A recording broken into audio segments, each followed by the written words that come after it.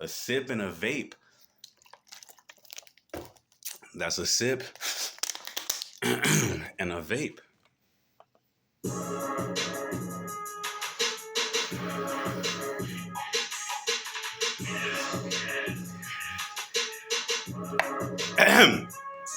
Bitch, I used to sleep on trains. What the fuck I look like dodging smoke, but they gon' pick a strain. Puto, what the fuck was on your mind, man? Let me pick your brain. I was in Minnesota giving hell to honkies hitting stains. If you hit me, I'ma hit you back. I'ma hit you first. In fact, at home, I always train. Got a punching bag, dumbbells, kettlebells, and a yoga mat. Proper preparation, you know what come after that. So if you come after me, you know what come after that. You don't wanna ask for that. Do the shit I do and prove that you won't make your pastor mad. Who gon' school the master when the master run the master class? Who gon' shoot the master when you bastards let the master win? Who gon' tell these bastards that the pastor who the master is? Who gon' crush the castle when the cabinet's where the pastor is? Who gon' smash the cabinet when these bastards let the pastor in? Who gon' let me smash if I can't pass shit out but passages? Who gon' let me crash after I pass out from the battling? Who gon' let me crash in and say how come he ain't passionate? Oh, he used to be so blah blah blah, now he that and this. Why his mama and his daddy ain't do this and that for him? Matter of fact, I think that all this shit gon' make a man of him.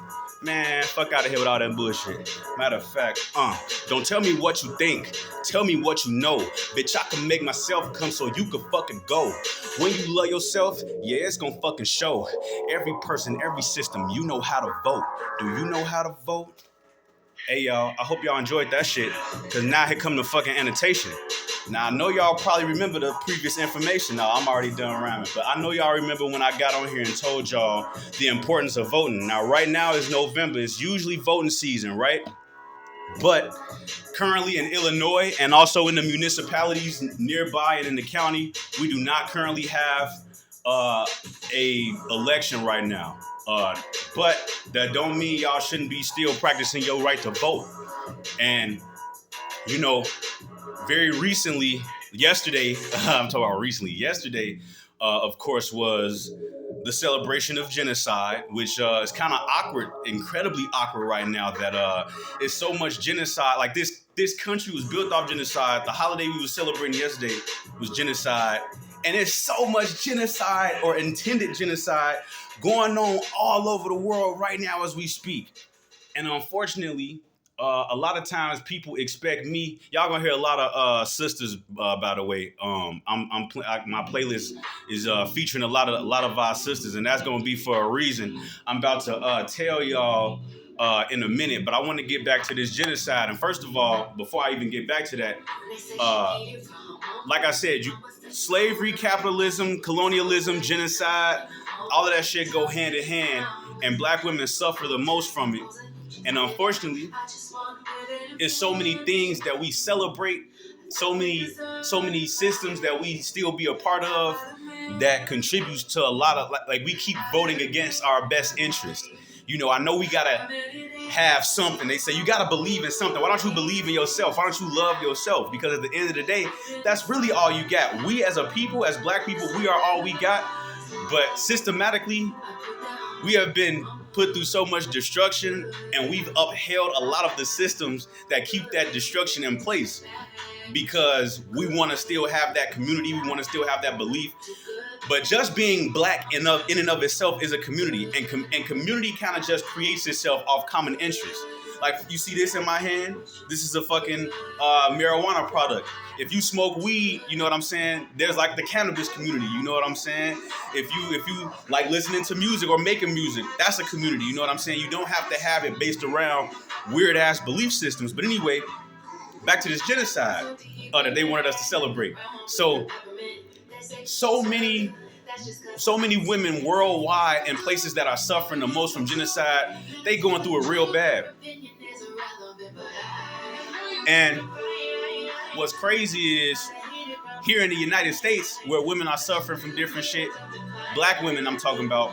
And I want y'all to always know, whenever I come on here and I talk about what women are going through, I'm talking about black women. Because I don't know, like, I'm not here to necessarily talk about no other groups, women, because not that they not important to me, but this is my community, black people, you know what I'm saying? So if I don't ever specify black women, just know if I ever say women, I'm talking about black women. But anyway, music is very important, right? And music is sometimes the one thing we got to express ourselves and to have fun. And I know that if we was to pay more attention to the fact that systematically all the music is controlled to sound a certain kind of way for certain people to have certain kind of, interpretations of the world around them. But that don't mean that people need to be demonized just for being them. And I feel like that's what motherfuckers is doing a lot of times when they don't want to listen to the sisters who rap. And I keep saying sisters rather than female rapper because that's kind of like a derogatory term. And I'm gonna tell you how that shit even came about. If y'all are too young to remember, I ain't gonna say young to remember because I wasn't even alive during that time. But if y'all too young to like have that shit be close to you culturally, or you just ain't got, the cultural, you know what I'm saying, wherewithal, cultural compatibility to know about Roxanne Shante. Roxanne Shante was the first of many things.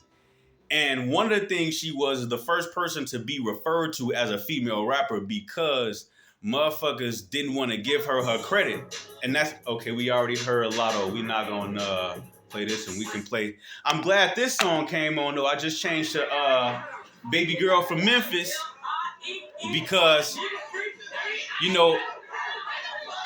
this is a song that a lot of women like, but men like the song too on the low because it's a dope song. But I feel like what attracted women to the song is kind of like catharsis. And I feel like a lot of music nowadays has been catharsis. When I heard Mick Jenkins' project, when I heard No Name's project, it's like I love that catharsis. And that's why when a lot of people try to ask me about what I'm doing musically, I'm just doing whatever the fuck I want. I'm not really trying to, so the last time I was in the studio, the engineer asked me, was I trying to do a project? I'm like, no, I'm not trying to do no motherfucking project. I said this shit before. I'm not doing none of that shit. I'm not doing the music shit. I'm not doing a fucking podcast. This shit right here, the shit that I'm doing right here, these videos, is as good as it's gonna get. I'm not committing to none of that shit. Bars.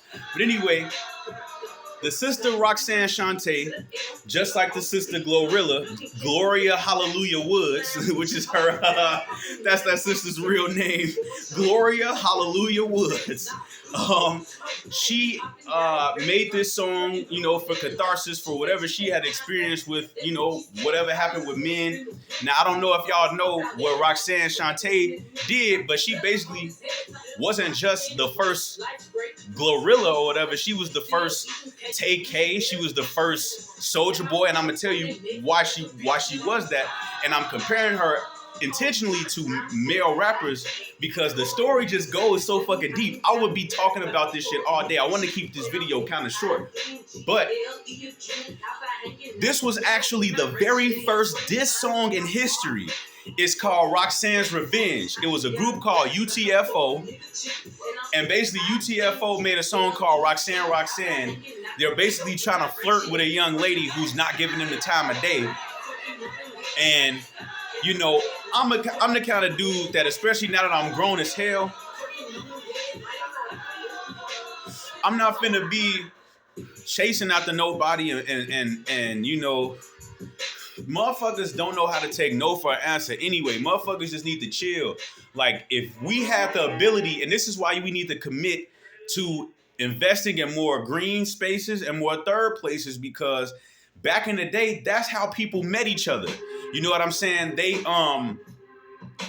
were able to go to the pool hall or the motherfucking skating rink or whatever, Ask your mama and daddy about that shit. We don't got that shit. So now motherfuckers be super thirsty. Even, not that motherfuckers wasn't thirsty back then, but I feel like nowadays people have a much harder time taking no for an answer because this is kind of like structured loneliness. The way we live in society now, it's incredibly individualistic. We got a car-centric society where everybody's out on the road. Everybody's all in their personal car. Everybody is not trying to commit to improving stuff like those social services. But the thing is, people need those social services not only to survive, but just to be a damn human being. You know what I'm saying? A live human being. I don't want to say damn. But anyway, speaking of the word damn and other biblical terms, that element of religion it encourages death culture. It encourages competition culture. It encourages death and holding of grudges. You know, they say God will forgive you, but they also say vengeance is mine. You know the shit. You know what I'm saying? And then on top of that, they encourage a lot of rape and a lot of bullshit. You know what I'm saying? In the Bible got a lot of bullshit in it, and because of that and those elements, a lot of times people are taught to hate themselves. Black people are taught to hate themselves. They're taught that we're Hamites and we're cursed, or that we're the lost tribe of Judah, and that we not, once again, not white supremacy. That's not why black people are suffering. It's because we didn't read a fucking book that says a whole bunch of odd shit in it, right? And then you got women hating themselves because of the shit that's in the Bible. So here's the thing. This girl, this young lady, who unfortunately her real name is Lolita. If you look into what that word Lolita means and kind of watch the Roxanne Shante documentary, watch a lot of her interviews. But anyway, she was spitting at like 13, 14, 15, grown motherfuckers, right? An artist who we know by the name of Curtis Blow, this motherfucker had the nerve to say, and this is where the origin of female rapper comes from. This motherfucker had the nerve to say, we can't have you win this competition. We can't have a little girl be the best rapper in the neighborhood. They was like, I don't know if she's from Brooklyn or one of them fucking boroughs, whatever it is, but wherever hip hop was like the big neighborhood, the big borough, she was like the main. She like won whatever competition in like her hood or whatever. And Curtis Blow had the nerve to say he didn't want to vote for her, and instead they gave her the title of best female rapper. Now here's the deal.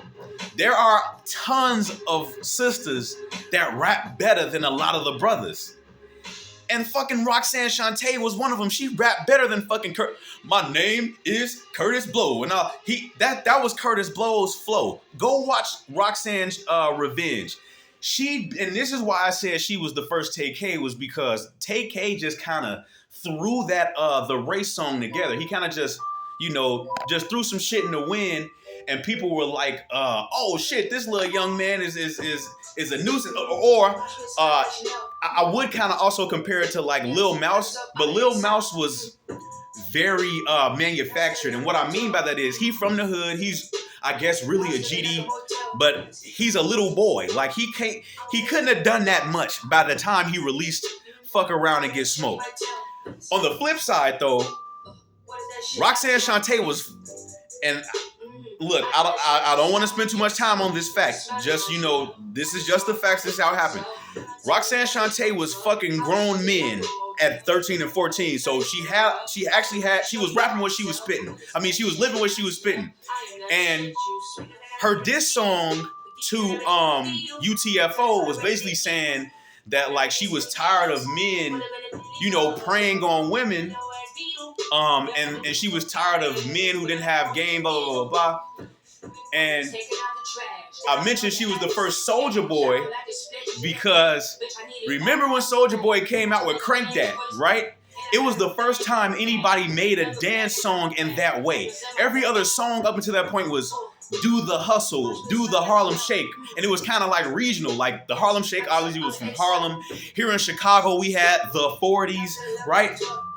This was the first time somebody had a dance that had a weird, it was choreographed. It had steps. And the name of it, Crank That, it had not been heard before. So it was a bunch of copycat Crank That Batman, Crank That Homeless Man. Here in Chicago, we had Crank That CTA. Haters getting mad because I got me a 7-day.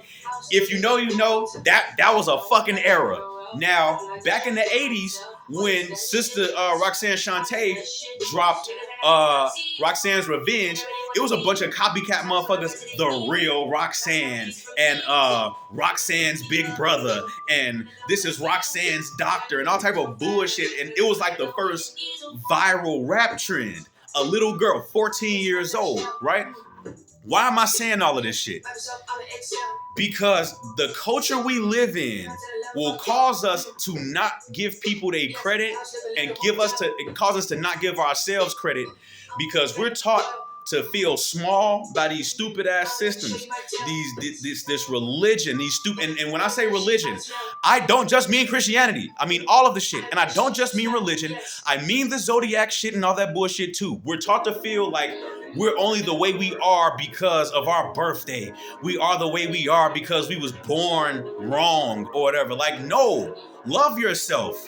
Fuck what all this shit is. Fuck the bullshit.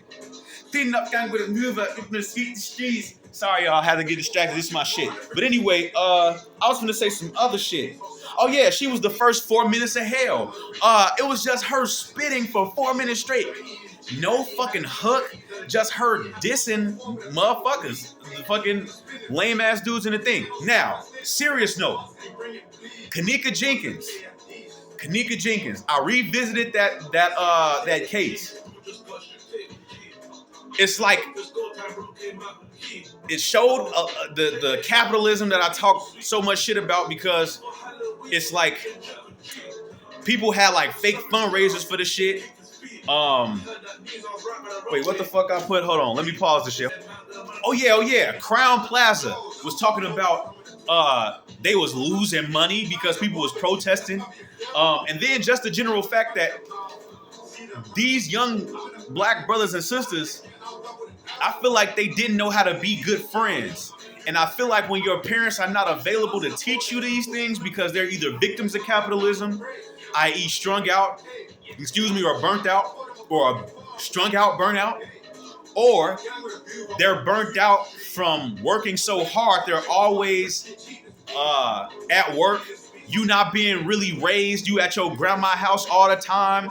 You know what I'm saying? Nobody really there to teach you anything. Your grandma sitting in the living room watching Judge Mathis every day. You know what I'm saying? You raising yourself, you out in the streets, you could come and go as you please.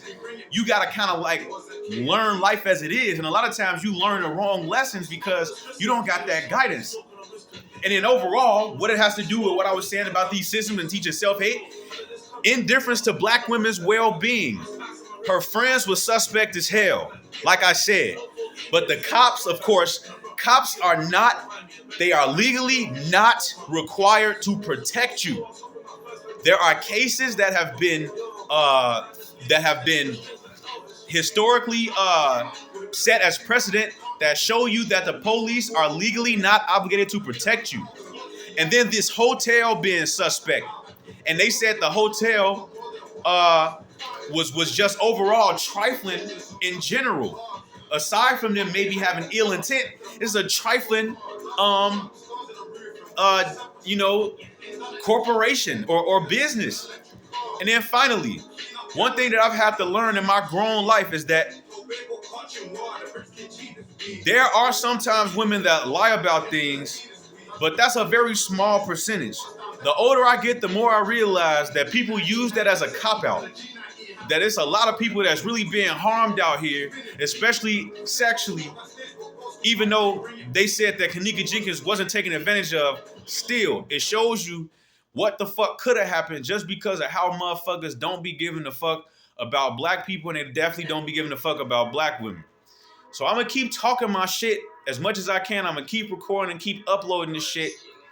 And if you fuck with it, you fuck with it. If you don't, you don't. But motherfucker, you ain't finna stop me for saying what the fuck I'm saying. Cause the older I get, the more I realize that motherfuckers be sending me off. And shit, man. I don't know what else to say, but peace, love, and abundance.